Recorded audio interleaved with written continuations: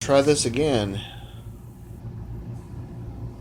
Okay, I guess we're rolling here. Yeah, so I was about 20 minutes, almost 20 minutes into that video on my laptop, and it crashed again. So, gonna have to make this a short one. I hate being pressed for time like this when I'm trying to have a leisurely virtual chat with a friend, long distance thing. But yeah, I went ahead and I'm glad you enjoyed the videos of the retro wallpaper and stuff. And I threw in those videos of the ducks at the park and the sunrise. I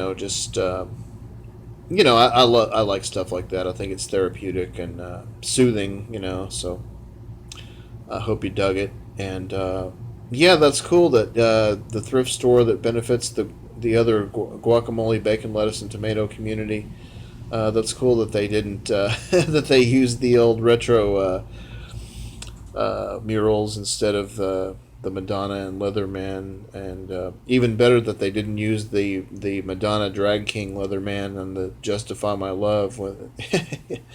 That's kind of a big thing with that crowd. But yeah, that X show in was it December of '85? I was there, and yeah, and of course, I was drinking a lot back then, and I was really mature anyway. Even for an 18-year-old, I was immature, and I remember being really disappointed that Billy Zoom wasn't in the band, and never had nothing against the Blasters, but it was great. It was a great show anyway, and even though I didn't really dig their new album as much as I dug the first three, but it was cool.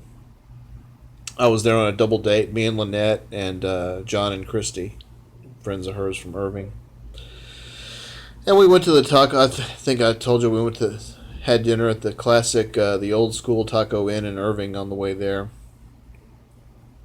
Seems like I remember Barry Kuda mentioning that in some interview. Maybe I'm wrong. I don't know, but yeah, that's cool. I never knew a whole lot about Dave Alvin. It's cool that he did a guest spot with the Rev, and yeah, I'm gonna have to check them out. Nick's Uptown. Yeah, one of those venues I never went to. But yeah, I never saw the Devices back in the day. Saw them in '95 at the reunion show at the Major Theater uh, with Bobby Sox and the Teenage Queers and the Ralphs and all those other bands. And never saw them back in the day, but I thought they were all right. Not nothing spectacular, but they were a pretty good band. And I remember hearing about the Nelsons. I never saw them. The Big Boys, I saw them once at the Clown Ramp over there on Northwest Highway by Bachman Lake. That was the only time I saw them. And yeah, skate punk it is kind of weird that even though I don't really think of skateboarding as a sport like a jock sport like basketball or football, but more of an individual sport. But yeah, it is kind of strange that that was a big thing with the punk rock and skateboarding. Kind of odd. Wrestling, I always thought was something punk about that. Even obviously the Dictators and other bands like that kind of bridge that, or uh, embodied both in a way. But yeah, the whole theatrics, the trash talking, the